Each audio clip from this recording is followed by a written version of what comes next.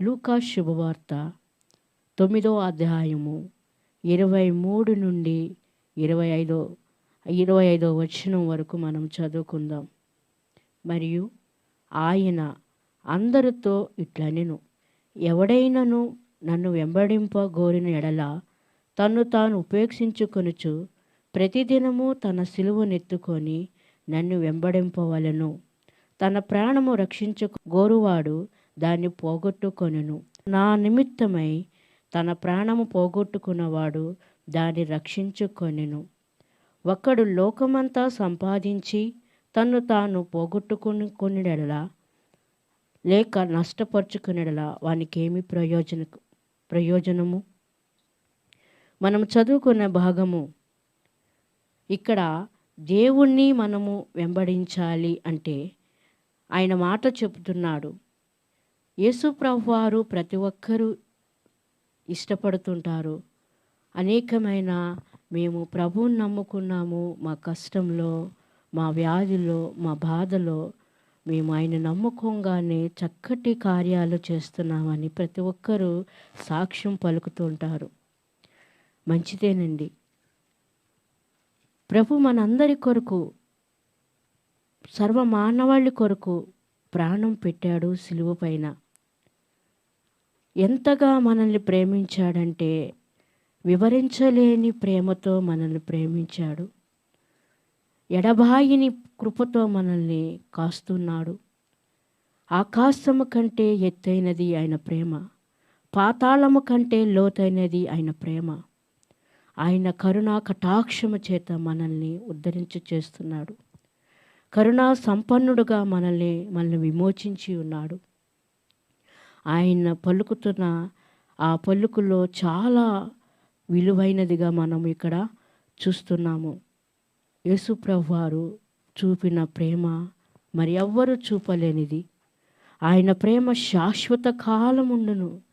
మనము బ్రతికినంత కాలము ఆయన మనల్ని ప్రేమిస్తున్నాడు. మనం ఎంత దూరముగా జరిగినను, దేవుని వైపు తిరగక లోకం వైపు మళ్ళినను ఆయన మనల్ని క్షమిస్తున్నాడు. మరి తన సిలువను ఆయన సిలువను ఎత్తుకున్నాడు. అయితే ఆయన వెంబడించే వారి విషయంలో కూడా ఈ యొక్క సమయంలో మాట్లాడుతున్నాడు. ఈరోజు మనము వాక్యము ధ్యాన భాగము విషయంలో చూస్తే, ఈ ధ్యాన భాగము సిలువ ధ్యాన భాగములో మరి వాక్యం ఒక అంశం ఏంటంటే సిలువ ఎత్తుకొనుట. ఏమి సిలువ ఎత్తుకొనుట?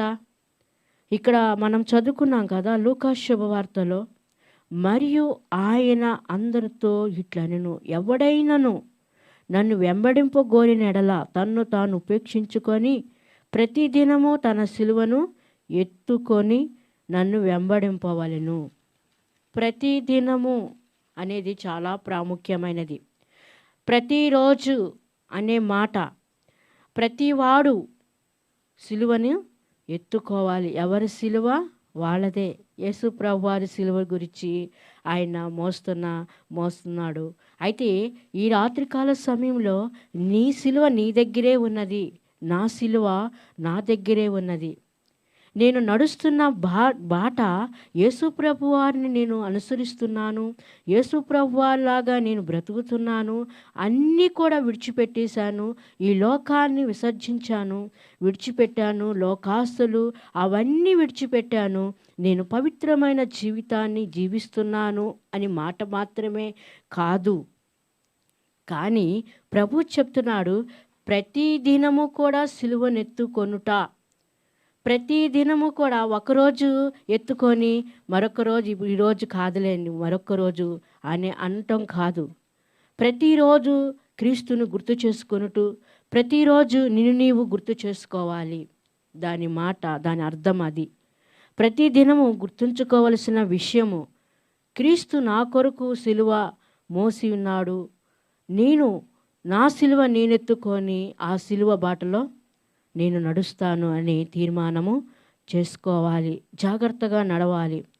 సిలువ విషయంలో చూస్తే క్రీస్తు సిలువ, ఈ వెంబడింపు విషయంలో ప్రతిదినము తన సిలువనెత్తుకొని దేవుణ్ణి వెంబడించాలి. యేసుప్రభువాని వెంబడించాలి.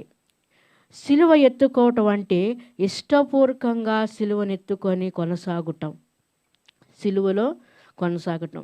నా చిన్నతనంలో మా కుటుంబంలో ఉన్న పరిస్థితులు బట్టి నేను మరి ఒక దైవజనులు అడిగాను, అయ్యా మేము ప్రార్థిస్తున్నాము, చాలా ప్రార్థిస్తున్నాము, మా కుటుంబము మరి మా తల్లిదండ్రులు చాలా భక్తిలో ఉంటున్నారు, దేవుడంటే చాలా నిష్ట నియమాలతో చేస్తున్నారు, ఎందుకు ఈ శ్రమలు వస్తున్నాయి అని ప్రశ్నించినప్పుడు ఆ దైవజనులు ఒక మాట అన్నారు, చాలా ఆశ్చర్యం వేస్తున్నది. అప్పట్లో అమ్మా, యేసుప్రభు వారు నడిచిన బాట ముళ్ళ బాట. అయితే ఆయన మనం అనుసరిస్తున్నప్పుడు, ఆయన నడిచే బాటలో మనం నడుస్తున్నప్పుడు ముళ్ళు ఉంటాయి. ఆ ముళ్ళ బాటే మన జీవితాలకి పూలబాటగా చేస్తాడు. హల్లెలూయా. ఈ మాట నాకు చాలా హత్తుకున్నది. నిజమే, యేసయ్య అంటే నాకు చాలా ఇష్టం. యేసయ్య అంటే నా జీవితము మార్గదర్శి. నేను జీవించే జీవితం నా యేసయ్యకి సొంతం చేయాలి అని అనుకున్న ప్రతి ఒక్కరు కూడా ఆయన వెంబడిస్తున్న మనము సిలువని ఎత్తుకోవాలి. సిలువ ఎత్తుకోవటం ఇష్టపూర్వకంగా వెళ్ళటము. చూడండి ఒక్కసారి 2 కొరింథీయులకు రాసిన పత్రిక 4వ అధ్యాయము 10 నుండి 12 వరకు చదవండి.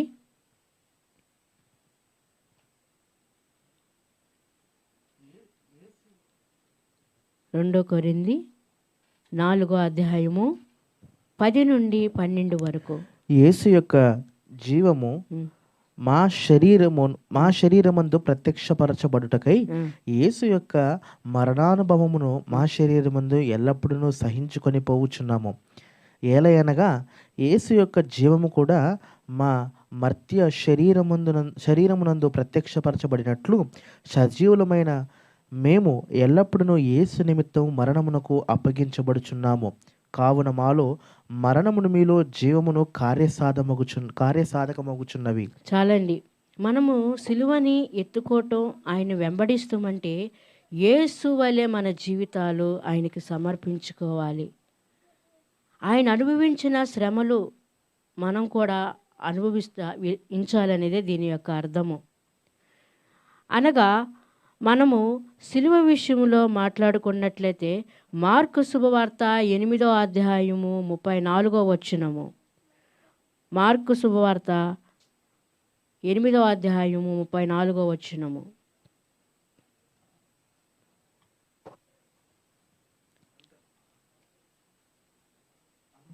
అంతటా ఆయన తన శిష్యులను జన సమూహమును తన యొద్దకు పిలిచి, నన్ను వెంబడింపగోరువాడు తన్ను తాను ఉపేక్షించుకొని తన సిలువనెత్తుకొని నన్ను వెంబడింపవలెను. తన్ను తాను ఉపేక్షించుకొని సిలువనెత్తుకొని వెంబడింపవలెనని ప్రభువు సువార్తల్లో చెప్తున్నారు. ఈ సిలువ విషయంలో మనం చూస్తే సిలువ అనేది మనం చాలా చూస్తుంటాము. సిలువ అంటే పెద్ద శ్రమ అనుకుంటాము. అసలు సిలువ వచ్చిందంటే కలలో ఏదో నీకు శ్రమ ఉంది, లేకపోతే సిలువలో కనిపిస్తుందంటే ఏదో భయంకరమైన బాధ ఉందని అనుకుంటూ ఉంటాం.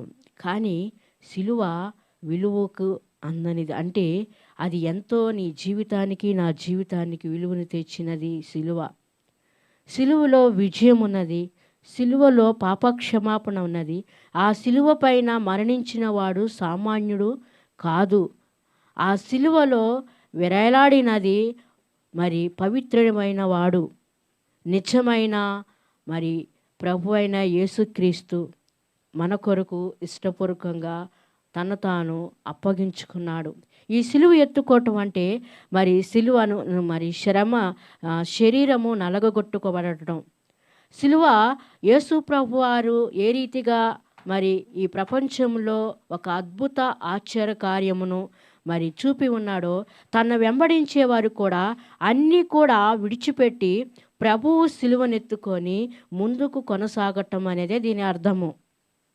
యేసుక్రీస్తు మోసిన సిలువ 15 అడుగుల పొడవు, 8 అడుగుల వెడల్పు కలిగిన సిలువ, 150 కేజీల బరువున్న సిలువ యేసు ప్రభు వారు మోసినది. యేసు ప్రభువారు మరి దాహము గొనుచు అనగా దొప్పికొనుచు 17 గంటలు ఆ సిలువ మరి మీద ఉండి దాహము కొరకు నీళ్ళ కొరకు ఎదురు చూసిన మరి ఆ సమయము. అలాగే యేసుక్రీస్తు దేహము పైన మొత్తము కూడా 5480 గాయాలున్నవి. మరి వీపు మీద ఉన్నవి గాయాలు 150 లోతైన గాయాలుగా మనము చూస్తున్నాము. యేసుక్రీస్తు యొక్క తలలో 17 ముళ్ళు గుచ్చబడ్డాయి. మరి ఆయన సిలువ గురించి మనం మాట్లాడుకుంటున్నాము. యేసు ప్రభువారు ఆ బాధపడుచు 350 మంది సైనికులు మరి 50 మంది గుర్రాలు నడిపే వారి మధ్యను ఆయన నడుస్తున్నాడు. యెరూషలేము వీధులు వెంట తీసుకువెళుతున్నారు. అయితే లూకా అనే వైద్యుడు యేసు చనిపోయినట్లుగా నిర్ధారించాడు. ఆయన చనిపోయాడని నిర్ధారించాడు. ఎందుకని ఈ సిలువ విషయంలో ఇంత మర్మం ఉన్నది? సిలువ అనేది మరి యూదులకు అసహ్యము సిలువ అంటే. ఎందుకంటే సిలువ మీద చనిపోయేవాడు శాపగ్రస్తుడు. ఆ శాపగ్రస్తుడు అనగా నిజముగా మనము పొందాల్సిన మన స్థానము ఆయన వెక్కాడు. ఒక ఉదాహరణకి మీకు ఒక మాట చెప్పాలనుకుంటున్నాను. ఒక యవనస్తురాలు తన యొక్క మరి చదువును బట్టి, ధనాన్ని బట్టి, అందాన్ని బట్టి, పొగరు బట్టి ఒక కారు డ్రైవ్ చేసుకుంటూ చాలా అతిక్రమము అనగా అద్దుమీరి అతిక్రమం ఉల్లంఘించి అనుకునే దానికంటే ఎక్కువ వేగంతో మరి దూసుకు వెళ్ళిపోతున్నప్పుడు పోలీసులు ఆపారు. అయినా కూడా వాళ్ళ మాట కూడా వినలేదు. ఎంతో వేగముతో ఎంతోమందికి నష్టం కలిగించినది. ఆఖరికి ఆమెని పోలీసులు పట్టుకొని కోర్టుకి హాజరుపరిచారు. అయితే ఆమెలో ఒక పశ్చాత్తాపము కూడా లేదు. ఎందుకనంటే నా తీర్పు తీర్చేది మా నాన్నగారు జడ్జీల సీట్లో కూర్చున్నాడు అనే ఒక గర్వము, అహము ఆమెలో ఉన్నది. ఎవరికి సమాధానము చెప్పకుండా బోనులో చాలా అహముతో ఉన్నది. నాకు ఏ తీర్పు తీర్చినా మా నాన్నగారే కదా, నాకు అనుకూలమైన తీర్పే తీరుస్తారు, కానీ నాకు నష్టపరిచేది తీర్చడు అని ఆమె యొక్క అహం, గర్వం. అయితే తండ్రి వచ్చాడు, ఆ నల్ల కోటు వేసుకున్నాడు, జడ్జి స్థానంలో న్యాయపీఠ సింహాసనం మీద కూర్చున్నాడు, తీర్పు తీరుస్తున్నాడు, వేయాల్సిన శిక్ష వేశాడు. ఆ కోటు తీసి పక్కకు పెట్టి తన కుమార్తె దగ్గరికి వచ్చి నిలబడి అది జరిమానము చెల్లించాడు. తండ్రి స్థానముగా తన చేయాల్సినది చేశాడు. దేవుడుగా శిక్ష వేశాడు. మరి ఆ శిక్ష ఏ విధంగా పోతుందంటే ఎవ్వరూ చేయలేని పని దేవుడు చేశాడు. తన ప్రియ కుమారుని లోకానికి పంపాడు. ఈ సమయంలో మనము ఈ యొక్క సిలువ అనే పదాలు పదే పదే చెప్పటం ద్వారా చాలా దాని ప్రాముఖ్యత అనేది మనము చూడగలము. చూసినట్లయితే కొత్త నిబంధనలో సిలువ గురించిన మాటల విషయంలో మత్తయి శుభవార్తలో 5 సార్లు రాయబడినది, మార్కు శుభవార్తలో 5 సార్లు రాయబడినది, అలాగే లూకా శుభవార్త 5 సార్లు, అలాగే యోహాను శుభవార్త 5 సార్లు, మరి 1 కొరింథీయులకు రాసిన పత్రిక 2 సార్లు రాయబడినది, 2 కొరింథీ మరి ఒక్కసారి రాయబడినది సిలువ గురించిన వార్త. మరి సిలువ గురించి గలతీ పత్రికలో 3 సార్లు రాయబడినది, ఎఫెసీ పత్రిక 1 సారి, ఫిలిప్పీలు రాసిన పత్రికలో 2 సార్లు, అలాగే కొలస్సీ 2 సార్లు రాయబడినది, ఎబ్రీ రాసిన పత్రిక 2 సార్లు రాయబడినది, ప్రకటన గ్రంథంలో 1 సారి రాయబడినది. అయితే ఈ 33 సార్లు ప్రస్తావింపబడినది సిలువ గురించిన మాటలు. సిలువ మన జీవితంలో విలువ తెచ్చినది ఈ సిలువ. ప్రభు అయిన యేసుక్రీస్తు యొక్క సిలువ గురించి మనం మాట్లాడుతున్నాము. అయితే ఎవరి సిలువ వాళ్ళకే ఉన్నది. సిలువ ఎత్తుకొనుట, నీ సిలువ నీవెత్తుకోవాలి, నా సిలువ నేనెత్తుకోవాలి, ఆయనను వెంబడించాలి. ఒక యవనస్తుడు యేసుప్రభు వారి దగ్గరికి వచ్చి అడుగుతున్నాడు, నేను ఆ మోక్షానికి ఆ పరలోక రాజ్యానికి నేను రావాలి అంటే ఏం చేయాలి ప్రభువా అంటే, మరి నీకన్నీ వెన్నీ విడిచిపెట్టి నన్ను వెంబడించుము అన్నప్పుడు ఆయన చిన్నబుచ్చుకొని పోయాడు. ఎందుకని? ఆయనకి ఇష్టం లేదు. ఎందుకంటే లోకము కావాలి, దేవుడు కావాలి. నేటి దినాల్లో ఆ రీతిగా జీవితాలు జీవిస్తున్నారు. మరి ప్రభువు వారు రక్తము కార్చి, ఆయన పరిశుద్ధమైన రక్తాన్ని చిందించి ఎన్నో రకాలు మరి ఆయన చిత్రహింస పెట్టారు, అవమానపరిచారు, మరి నిందలు పెట్టారు, పిడిగుద్దులు గుద్దారు. ఆయన నాగళ్ళి సారలు ఏ రీతిగా మరి పొంది ఉన్నారు, ఆ రీతిగా ఆ దెబ్బలు పొందిన, రక్తము చిందించిన, మరి ఎవరి కొరకు అవన్నీ కూడా నా కొరకే, నా దోషముల కొరకు, నా పాపముల కొరకు, నా వ్యసనముల కొరకు అన్నిటి కూడా ఆయన సిలువలో కొట్టివేశాడు. సిలువలో పడిన పాట్లలో మరి ఎంతగానో ఆ శిక్షను తొలగించాడు. అయితే మానవుడు ఏం చేస్తున్నాడంటే తిరిగి జన్మించాడు, కానీ మళ్ళీ ఆ సమాధిని తెరిచి లేచి చూస్తున్నాడు అన్నమాట. ఒక సంఘము, ఒక పాస్టర్ గారికి చాలా బాధాకరం అనిపిస్తుంది. సంఘం ఎంత చెప్పినా కూడా మాట వినటలేదు. అయితే ఆ పాస్టర్ గారు ఒక ఆలోచన వచ్చినది. ఏమని ఆలోచన వచ్చిందంటే, ఆయన సంఘములో ఒక ప్రకటన చేస్తున్నాడు. ఈరోజు మన సంఘములో ఒక బరియల్ కార్యక్రమం ఉన్నది, మీరందరూ హాజరు కావాలని ప్రకటించాడు. ఎవరప్ప చనిపోయినది? ఎవరు చనిపోయారు అని ఒకరిలో ఒకరు అనుకుంటున్నారు. ఎవరు చనిపోయి ఉంటారు? పాస్టర్ గారు ఈరోజు బరియల్ కార్యక్రమం రమ్మన్నారని అనుకుంటూ ఉండగా పాస్టర్ గారు ఒక శవపేటికు పెట్టి తెప్పించి అక్కడ పెట్టి, మీరందరూ కూడా చివరి చూపు చూడండి అని చెప్పి ఉన్నారు.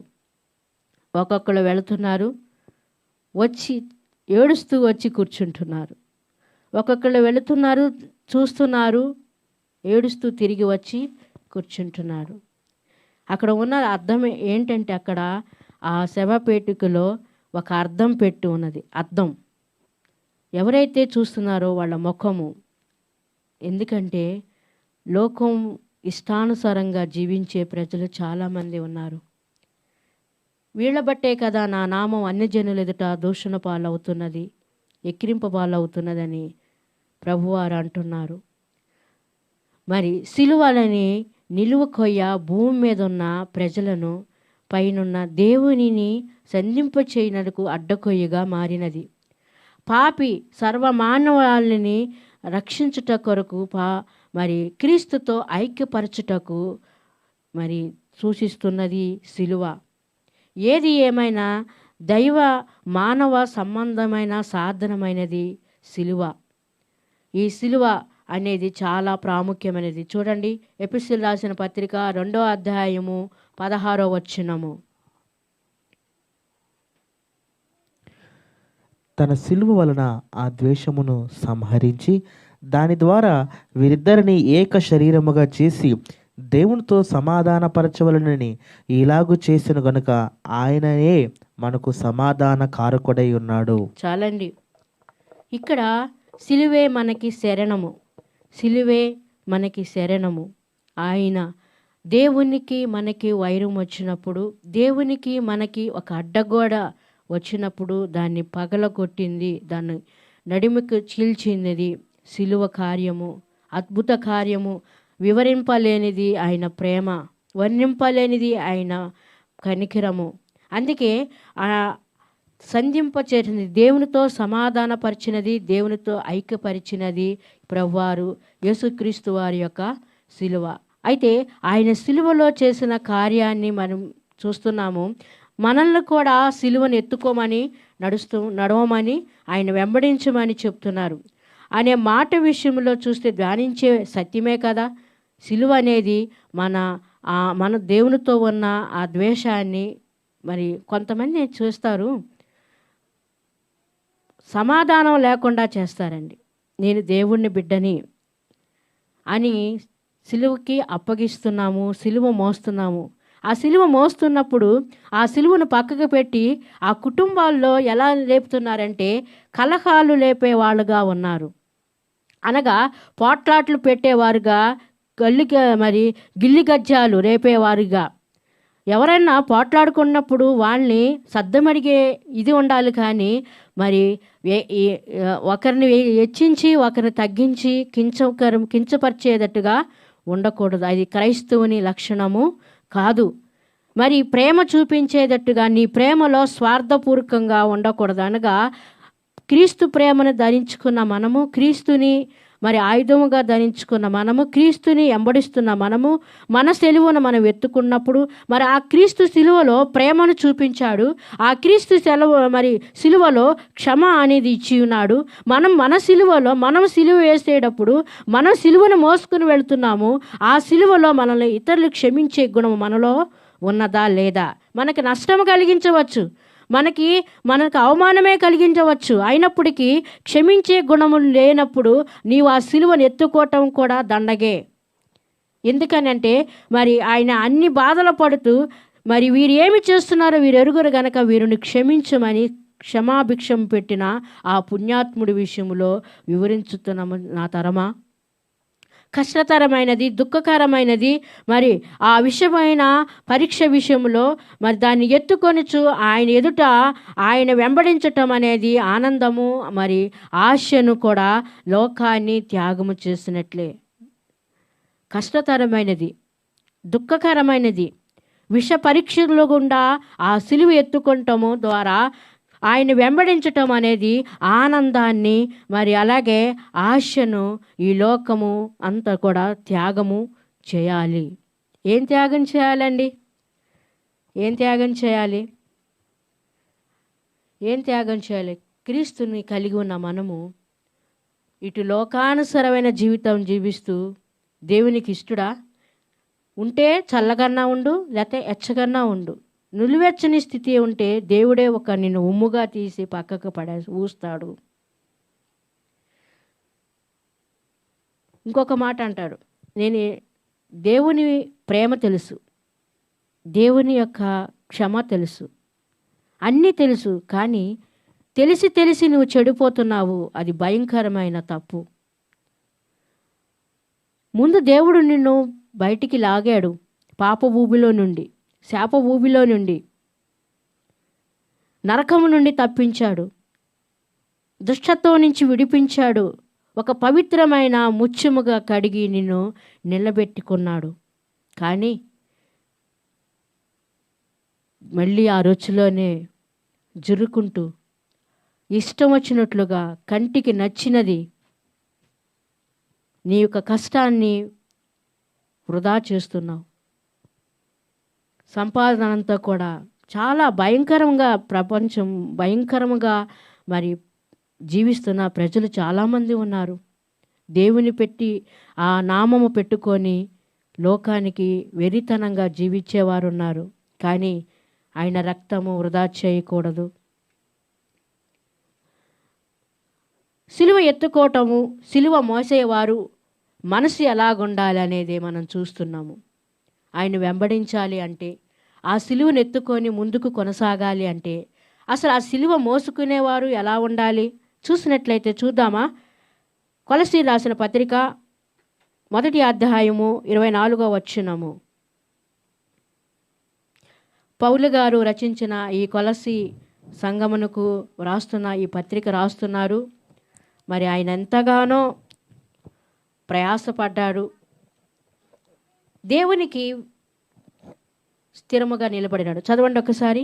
ఇప్పుడు మీ కొరకు నేను అనుభవించుచున్న శ్రమలందు సంతోషించుచు సంఘము అను ఆయన శరీరము కొరకు క్రీస్తు పడిన పాటలలో కొదువైన వాటి యందు నా వంతు నా శరీరమందు సంపూర్ణము చేయుచున్నాను. చాలండి. ఈ వాక్యాన్ని ధ్యానిస్తున్నప్పుడు దేవుడు ఎంతగా మాట్లాడుతున్నాడంటే, చాలా హృదయంలో బద్దలైనదండి ఈ వాక్యం ద్వారా. పౌలు గారు తన యొక్క జీవితము ఏ విధంగా క్రూరుడుగా ముందుగా సౌలుగా ఉన్నప్పుడు తన జీవితం ఏ రీతిగా ఉన్నదో, క్రీస్తుని అనగా తన ప్రజలను ఏ విధంగా హింసించాడో, పూర్వము నేను హింసకుడును దోషకుడును హానికరుడని సాక్ష్యం పలికి ఉన్నాడో ఆ వ్యక్తి మాట్లాడుతున్నాడు ఇక్కడ. క్రీస్తు సిలువ పడిన సిలువ పైన పడిన బాధల్లో ఏదైనా లోటున్నదా? ఏది లోటు లేదు.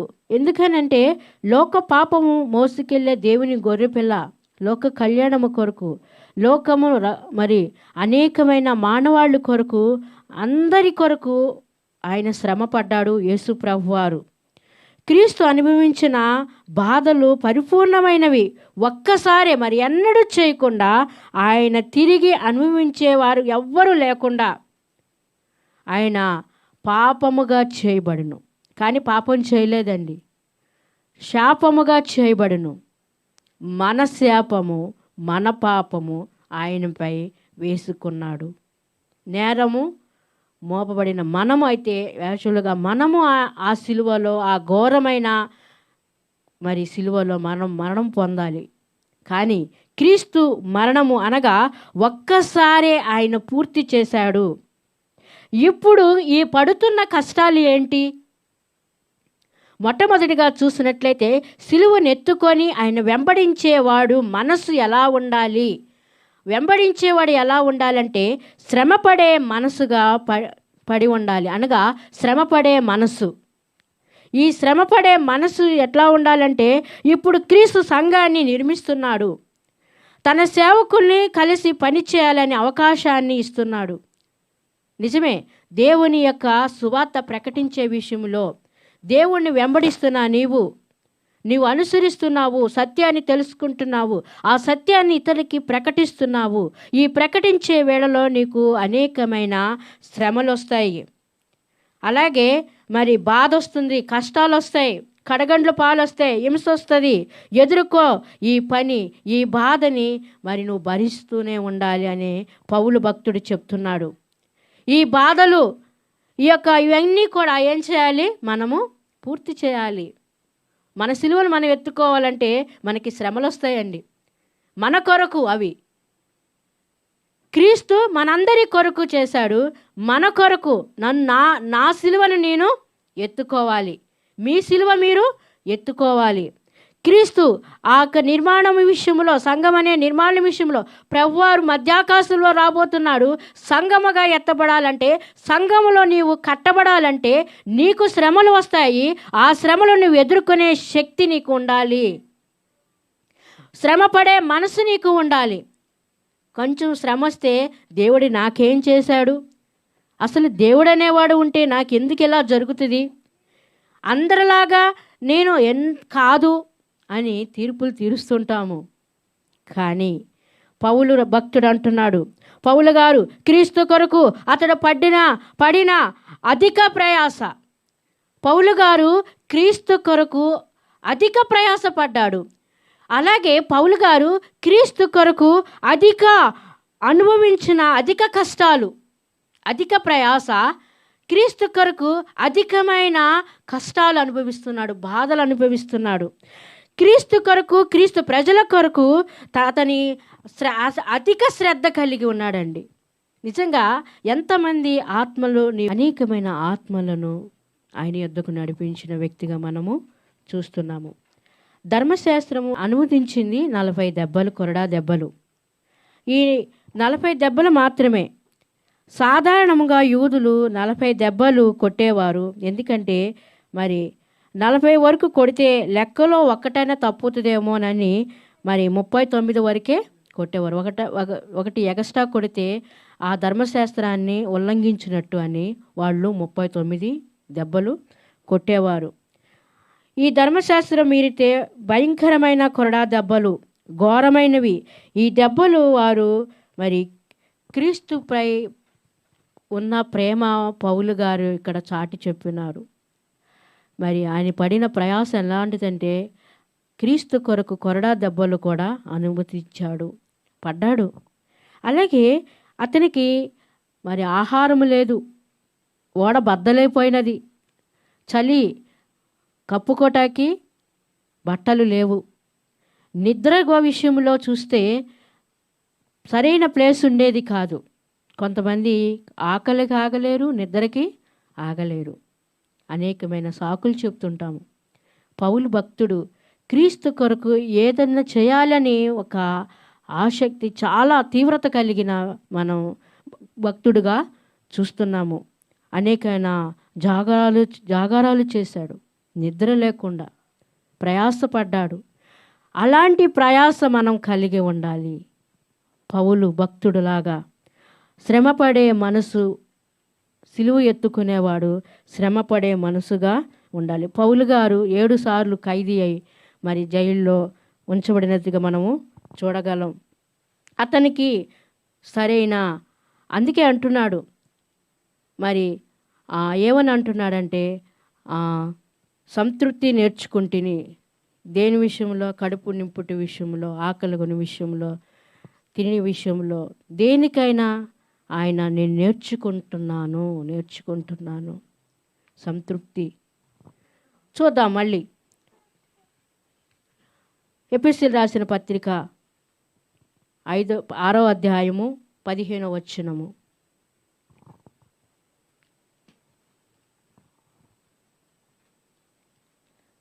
ఎఫెసీ పాదములకు సమాధాన సువార్త వలన సిద్ధ మనస్సును జోడు తొడుగుకొని నిలువబడి.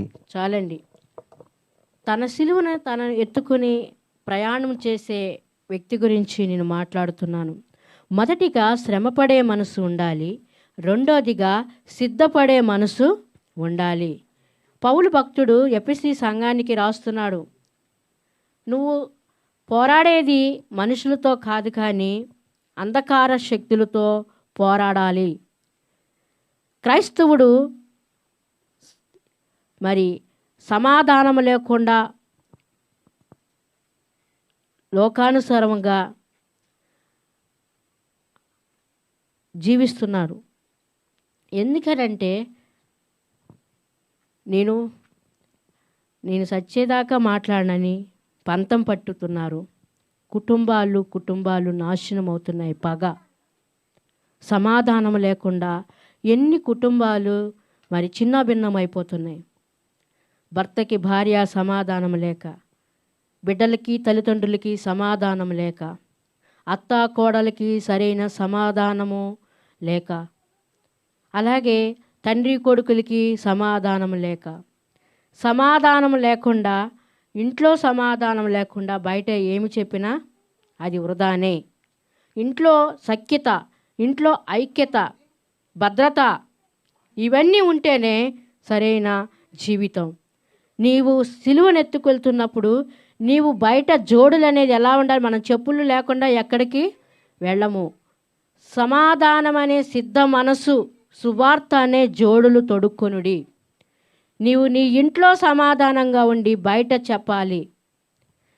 సిలువను గూర్చిన వార్త అనేకులకి నీవు చెప్పాలి. దేవునితో సమాధానం, మనుషులతో సమాధానం, దేవునితో సమాధాన పడాలి.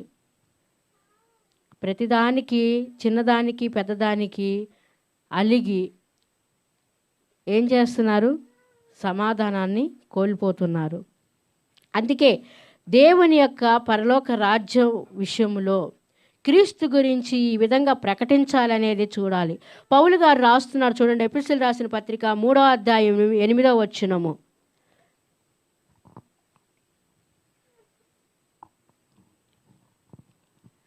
పౌలు గారు రచించిన ఎఫెసీయులకు రాసిన పత్రిక 3వ అధ్యాయము 8వ వచనము.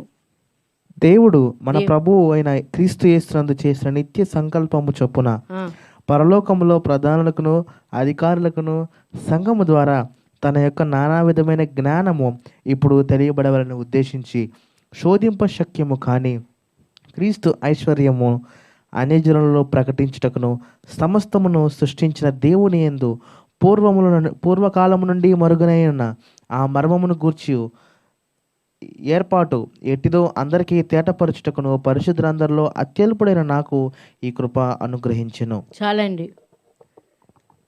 ఎంత గొప్ప మాట అండి. క్రీస్తు గురించి ప్రకటించే విషయంలో కూడా నీ పాదాలు ఎలా ఉండాలి? సుందరముగా ఉండాలి. నీ పాదాలు సిద్ధ మనసు జోడ్లని తొడుక్కోవాలి. అందుకే ఒక భక్తుడు పాట మనం విన్నాం కదా, ఎడబాయని నీ కృప. ఎంత అర్థం ఉన్నదండి ఆ పాట. ఎంత చక్కగా రాసి ఉన్నాడండి భక్తులు. ఆ సహోదరికి వందనాలు చెల్లిస్తున్నా. ఎంత చక్కటి పాట అండి ఆ పాట. ఎడబాయిని నీ కృప నన్ను విడువని యేసయ్య. పౌలు భక్తుడు అంటున్నాడు, నీ కృప నాకు ఆ మర్మము, నీ సువార్తను ప్రకటించుటకు ఆ జ్ఞానాన్ని నీ కృప నాకు అనుగ్రహించావయ్యా. ఆ నీతి కార్యాలు వివరించుటకు దేవుని కృప మనకెంతో అవసరము. సువార్త పరిచర్యలో తన సేవకుల విషయంలో పౌలు ఏ విధంగా మరి ఎంచుకున్నాడో చూడండి. అతని పాలట దేవుని యొక్క అద్భుత వరము దేవుని కృప.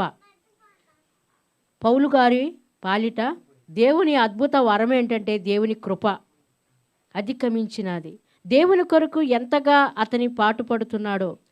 సిద్ధ మనసు అనే జోడు తొడుక్కునుడి. సువార్త అనే జోడు నువ్వు తొడుక్కోవాలి. సమాధానం అనే జోడు నువ్వు తొడుక్కోవాలి. మనం ఇంట్లో సమాధానం లేకుండా బయటకి ఎన్ని చెప్పినా అది వృధానే. సమాధానము జోడి, సిద్ధ మనసు అనే జోడి తొడుక్కోవాలి. మంచి సేవకులుగా మనము నిలబడాలి. మూడవదిగా చూద్దాం. కొలస్సీలు రాసిన పత్రిక 3వ అధ్యాయము 12వ వచనము. సిలువ ఎత్తుకొని యేసుక్రీస్తుని వెంబడించే వారి విషయంలో మూడవదిగా మనం చూస్తున్నాము. కొలస్సీలు రాసిన పత్రిక 3వ అధ్యాయము 12వ వచనము. కాగా దేవుని చేత ఏర్పరచబడిన వారును పరిశుద్ధులను ప్రియులైన వారికి తగినట్లు మీరు జాలిగల మనస్సును, దయాళత్వమును, వినయమును, సాత్వికమును, దీర్ఘశాంతమును ధరించుకునడి. చాలండి. దేవుడు మనల్ని ఏర్పరచుకున్న పరిశుద్ధమైన ప్రజలమని దేవుడు చెప్తున్నాడు. జాలిగల మనసు. ఇక్కడ చూసినట్లయితే మూడవదిగా సిలువను ఎత్తుకొని యేసుప్రభు వారిని వెంబడించేవారు దీన మనసు కలిగి ఉండాలి. దీన మనసు. ఎందుకని? ఫిలిప్పీయులకు రాసిన పత్రిక 2వ అధ్యాయము 5వ వచనము. ఫిలిప్పీ 2:5.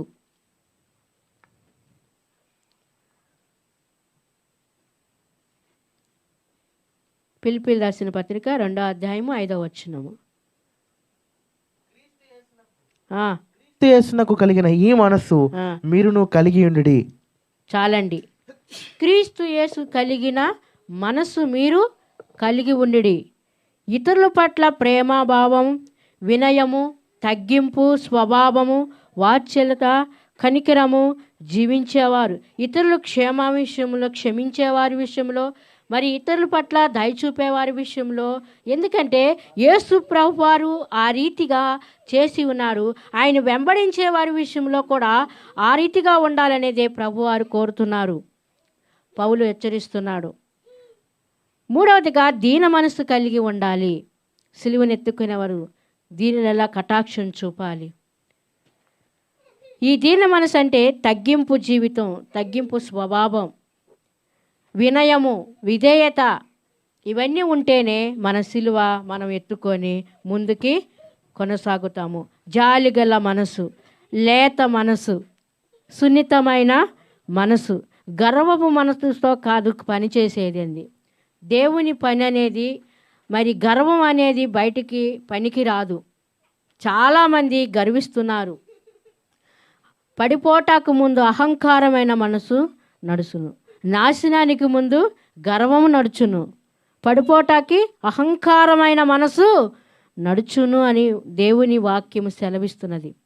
నీవు దేని బట్టి గర్విస్తున్నావు? అహళ అందాన్ని బట్టా, లేకపోతే నీవు కష్టార్థం, నీ కష్టం చేసుకుంటున్నాను కదా, ఇది నా కష్టమే, నా ఇష్టం వచ్చినట్లుగా నేను సంపాదించుకున్నాను కాబట్టి నా ఇష్టం వచ్చినట్లుగా నేను ఖర్చు పెడతాను అంటే దేవుడు ఊరుకోడు.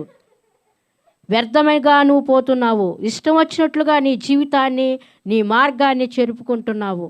దాని కొరక దేవుడు రక్తాన్ని కార్చింది. నీ గర్వంతో అహంతో ఎంత నాశనం అవుతున్నావో నువ్వు ఒక్కసారి గ్రహించుకో. నీ గర్వపు మాటల చేత చాలామంది ఆరోగ్య విషయంలో గర్విస్తుంటారు. ఈ ఆరోగ్యం ఇచ్చింది దేవుడే అని. ఒక్కసారన్నా నీవు శ్రమపడని నాకు ముళ్ళు పెట్టని ప్రార్థించావా? నిజముగా శరీరం నలకొట్టుకోబడాలంటే దేవుడు ఒక్కొక్క సమయంలో అనుమతి లేకుండా మన జీవితాల్లో ఏది కూడా, ఏ శోధన కానీ, బాధ కానీ, మాట కానీ ఏది కూడా తాకదు. దేవుడి యొక్క అనుమతితోనే ప్రతిదీ కూడా మన జీవితంలో అవి వస్తాయని గ్రహించండి. ఎందుకంటే శ్రమ అనేది లేకపోతే సరైన ప్రార్థన, సరైన మోకాలు, సరైన కన్నీరు రాదు. చేద్దాంలే చూద్దాంలే అని దేవునికి దూరంగా ఉంటుంటావు. అందుకే శ్రమ అనేది మన జీవితంలో వచ్చినప్పుడు అసలైన ప్రార్థన మనలో నుంచి వస్తున్నది. గర్వపు మనసుతో ఏది కూడా చేయకూడదు. నేను చేశాను కాబట్టి ఇది జరిగినది, నేను చూశాను కాబట్టి దేవుడు నాకు చూపించాడు కాబట్టి ఇలా చేశాడు, నాకేంటి, నాకు అన్నీ ఉన్నవి, నాకు ఏది ఉన్నా కూడా నా బిడ్డలు క్షేమంగా ఉన్నారని నువ్వు గర్విస్తున్నావా? దేవుడు ఆ గర్వాన్ని అణిచివేస్తాడు. పరలోక రాజ్యంలో వాళ్ళకి ఏమాత్రము మరి త్రోవలు లేదు. వాళ్ళకి ఏమాత్రము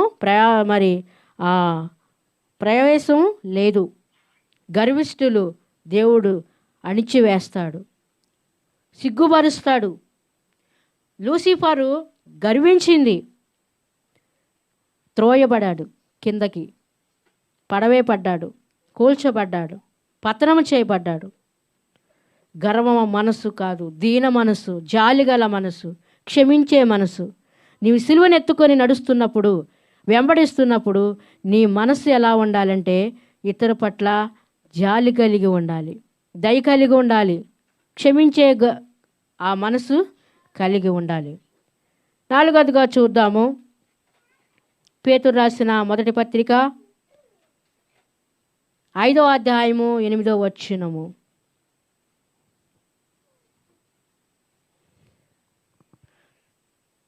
పేతురు రాసిన మొదటి పత్రిక 5వ అధ్యాయము 8వ వచనము.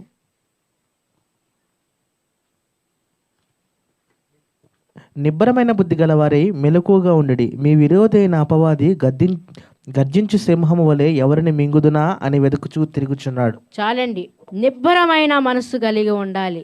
ఎందుకని? మెలకువగా ఉండుడి. మీ విరోధి అయిన అపవాది గర్జించు సింహం వలె ఎవరిని మింగుదవా అని ఎదుకుచున్నాడండి. ఇంటింటే ఎదుగుచున్నాడు. నీ భక్తి ఎలా ఉన్నది, నీ ప్రార్థన ఎలా ఉన్నది, నీ విశ్వాసం ఎలా ఉన్నది, నీ నీతి క్రియలు ఎలా ఉన్నవి? దేనితో పడితే దానితో రాజీ పడిపోతున్నావా? ఇది చేయలేనులే కదా, దీంతోనే సంతృప్తి పడని అనుకుంటున్నావా? కానీ ఆ గద్దించే సింహం వలె మన విరోధి ఇంటింటా తిరుగులాడుచున్నాడు. మెలకుగా ఉండుడి. మీ విరోధి అపవాది గద్దించు సింహం వలె ఎవరిని మింగుదవా అని ఎదుకుచున్నాడు. నువ్వు ఎక్కడ దాక్కున్నా, నీవు మెలకువ లేకపోతే, నిద్రమత్తులో ఉంటే, నిద్రపోయేవాడు ఏది కూడా చూడలేడు, ఏది కూడా చేయలేడు పని. నిబ్బరమైన మనసు ఉండాలి.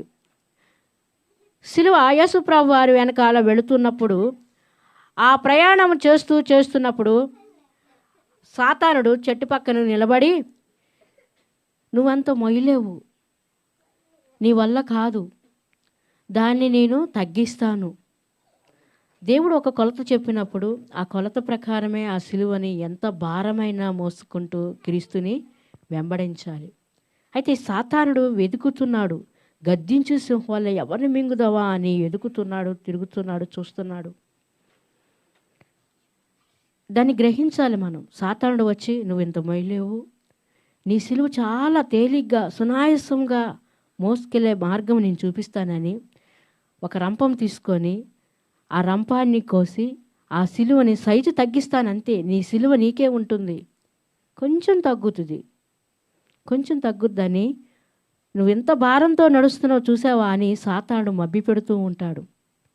నీకు ఏమి ఇది వచ్చింది శ్రమ కదా, నువ్వు ప్రార్థనలో తగ్గు, నీ విశ్వాసంలో తగ్గు, నువ్వు ఇంతగా చేస్తున్నావు కాబట్టి నీకు అసలు ఏమి కలిసి రావటం లేదు అని దుష్టుడు ఒక రకంగా మాట్లాడుతున్నప్పుడు మనం చేసే భక్తి కూడా తగ్గిపోతూ ఉంటుంది.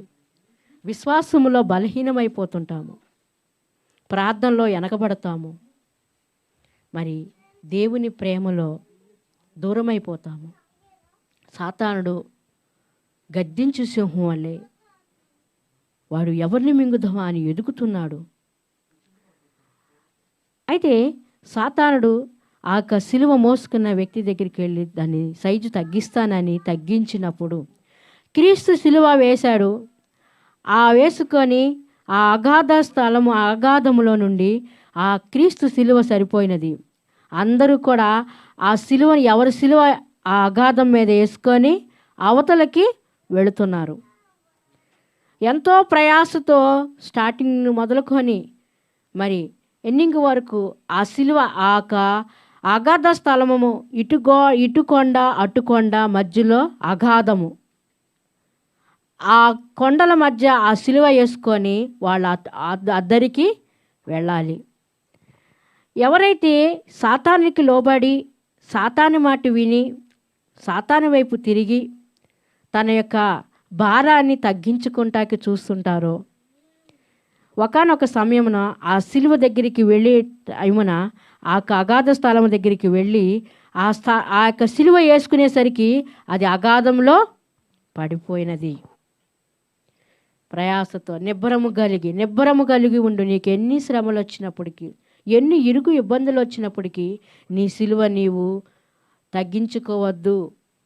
నీ సిలువ దేవుడు అప్పగించిన ఆ సిలువను నువ్వు ఎత్తుకొని నువ్వు ఆయనతోనే వెంబడించాలి. సిలువ మోసుకొని దేవుని వైపు నువ్వు వెంబడిస్తూనే ఉండాలి. ఆఖరిగా చూద్దాము, 2 కొరింథీయులు పేతురు రాసిన 2వ పత్రిక 3వ అధ్యాయము 17వ వచనము. పేతురు రాసిన 2వ పత్రిక 3వ అధ్యాయము 17వ వచనము.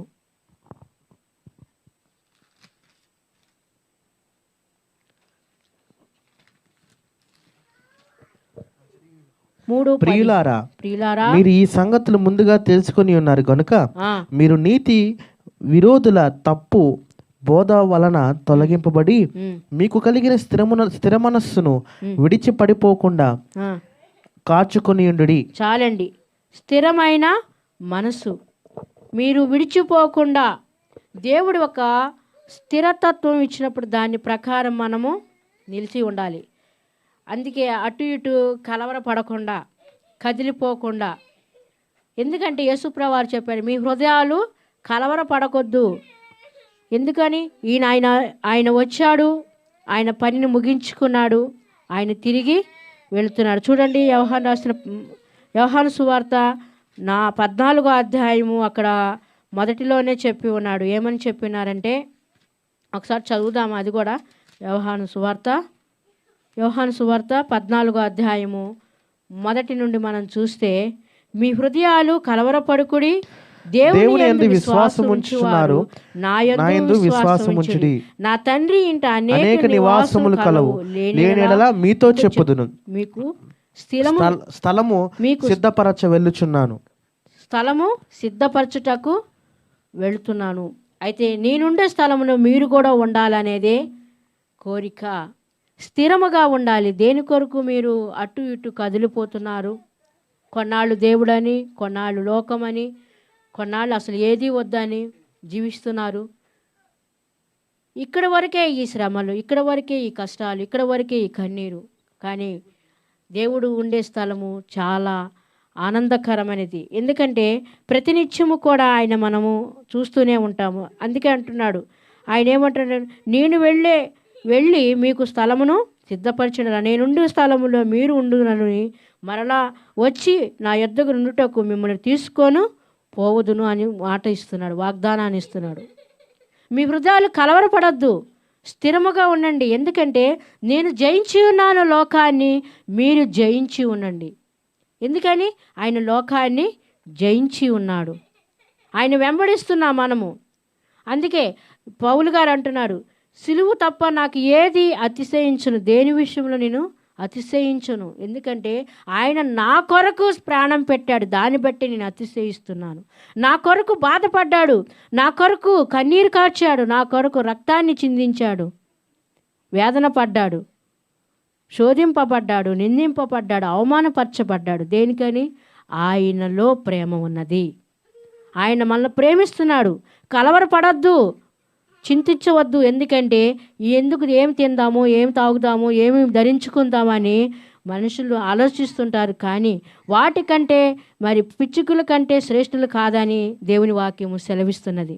దేని గురించి చింత వద్దు. కానీ దేవుడు మన కొరకు ఆయన వెళ్ళి ఆయనని అనునిత్యము, అనుదినము, అనుక్షణము ఆయన చూడటానికి, మనల్ని తీసుకువెళ్ళటానికి ఆయన వస్తున్నాడు. అయితే సిద్ధపడే గుంపులో, ఆయన వెంబడిస్తున్న మనము ఆయన ఎదుర్కొనే గుంపులో మనం ఉండాలి. అందుకే చూడండి, ఆఖరిగా చదువుకుని ముగించుకుందాము. మత్తయి సువార్త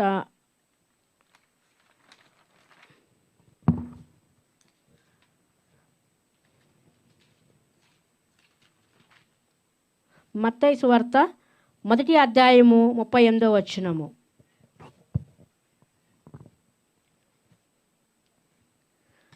మత్తయి సువార్త 10వ అధ్యాయము 38వ వచనము. తన సిలువను ఎత్తుకొని నన్ను వెంబడింపని వాడు నాకు పాత్రుడు కాడు. చాలండి. యేసుప్రభు వారు చెప్తున్నారు, సిలువని ఎత్తుకొని నన్ను వెంబడింపని వాడు, ఆయన వెంబడింపని వాడు ఆయనకి పాత్రుడు కాదు. ఎప్పుడైతే సిలువను ఎత్తుకుంటావో, మరొక చోట అంటాడు, నా శిష్యుడు కాదు. ఆయన వెంబడించాలని ఆయన అందరికీ చెప్తున్నాడు, నాకు చెప్తున్నాడు, మీకు చెప్తున్నాడు. సిలువను ఎత్తుకొని ఆయన వెంబడించాలి. సాధు సుందర్ సింగ్ అనే భక్తుడు, అతను పంజాబ్ నుండి టిబెట్ అనే స్వదేశానికి మిషనరీ యాత్రకి చేస్తున్నాడు. ఆ మంచు పర్వతాలలో కాళ్ళకి ఏమీ వేసుకోకుండా ఒట్టి పాదాలతో ఎందుకు ప్రయాణిస్తున్నారని ఒకడు అడుగుతున్నాడు. మీ పాదాలు ఎలా పుండ్లు పడిపోయినవి, మీ పాదాలు రక్తాలు కారుతున్నాయి చూడండి అని ఒక యవనస్తుడు అడుగుతున్నాడు. రక్తం కార్చిన నా ప్రభు పాదాలని ప్రజలకు చూపించాలనేదే నేను ఈ యొక్క సాదృశ్యంగా నేను తీసుకున్నాను. నేను నా పాదాల ద్వారా ఆయన్ని అనేకులకి తెలియపరుస్తున్నా అని సుందర్ సింగ్ చెప్పాడంటండి. ఆయన పాదాలు రక్తం కారిపోతుంది. అయితే నా యేసు నా కొరకు రక్తాన్ని కార్చిన ఆ పాదాలు, నా పాదాల ద్వారా ఆయనని జ్ఞాపకము చేయుటకు ఆయన సిలువని. ఈరోజు నీవు నీ సిలువ ఎత్తుకొని ప్రభువుని జ్ఞాపకం చేస్తున్నావా? ప్రభు చేసిన కార్యాన్ని వివరిస్తున్నావా? నిన్ను నీవు తగ్గించుకొని ప్రభువుని గణపరుస్తున్నావా? ప్రభువుని పాత్రురాలుగా జీవిస్తున్నావా? ఎన్నాళ్ళు నీకు సమయం కావాలి? ఎన్ని సంవత్సరాలు నీకు సమయం కావాలి? ఈరోజు కాదులే, వచ్చే సంవత్సరం నేను దేవుని విశ్వసిస్తాను, నేను ప్రభువులో జీవిస్తాను అనుకుంటున్నావా? ఈరోజే వస్తే నీ గతి ఏమవును? ఇన్ని రోజులు చేసిన భక్తి ఏమవును? నీ జీవం ఏపాటిది? ఇంకా ఎన్నాళ్ళు నీవు నీ జీవితాన్ని దేవునికి దూరంగా జీవిస్తున్నావు? నీ శరీరం అంతా పాడైపోతున్నది, నీ మనస్సంతా పాడైపోతున్నది, నీ జీవితమే సర్వనాశనం అయిపోతున్నది. ఇంకా నీవు దేవునికి సమర్పించుకోలేవా? నిన్ను దేవుడు పిలుస్తున్నప్పుడు ఆ పిలుపును నువ్వు పెడచెవిన పెడుతున్నావు. దేవుడు నీ ద్వారానే ఆ పని చేయాలని ఆయన ఉద్దేశించినప్పుడు ఆయన చిత్తానికి నువ్వు లోబడకుండా నీ ఇష్టానుసారమైన జీవితాన్ని జీవిస్తూ నీ జీవితము, నీ పయనము ప్రయాణిస్తూనే ఉన్నావు. ఈ క్షణం ఆయన వస్తే నీ గతి ఏమవును? నీవు నీ సిలువనెత్తుకొని నువ్వు ఆయన్ని వెంబడించు. అనేకమైన దారిలో ప్రయాస ఉంటుంది, ఎత్తుపల్లాలు ఉంటవి. అయితే శ్రమపడే మనసు కలిగి, మరి అలాగే సిద్ధమైన మనసు, దీన మనసుతో, నిబ్బరమైన మనసుతో, స్థిరమైన మనసుతో నీవు సిలువని మోసుకొని ఆయన వైపు మళ్ళు, ఆయన వెంబడించు. ఆయనే నీకు సదాకాలము తోడై ఉండునుగాక.